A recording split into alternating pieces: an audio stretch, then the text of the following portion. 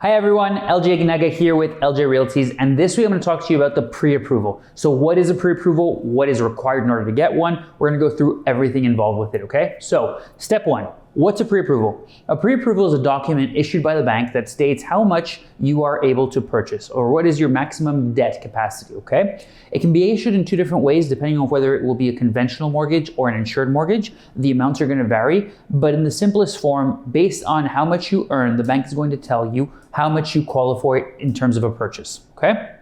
Now, what you need to present the bank in order to get a pre-approval. So depending on if you are an employee or if you're self-employed, it's going to have a different list of criteria. Let's start if you're an employee.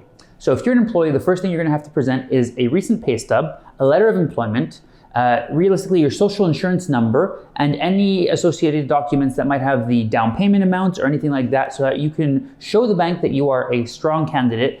Usually the bank is going to require that you're a permanent full-time employee and that you've been there past your probation period, which is usually 3 months, okay? So as an employee, it's pretty straightforward. If you're missing one of these documents, some banks will accept a T4 or your previous notice of assessments, but usually they want to see your letter of employment or a recent pay stub, okay?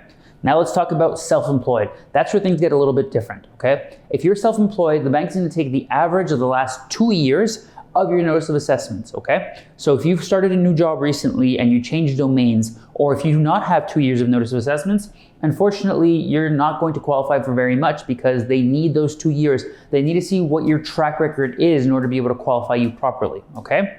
Other than that, they're going to look at your credit history. They're going to look at your down payment source. They're going to look at, if you haven't been here long enough, they might look at potentially the rent that you've been paying, your cell phone bills, your Videotron or telecommunications bills, stuff of that nature. It really does come down to, though, what is the average of the last 2 years on your notice of assessments?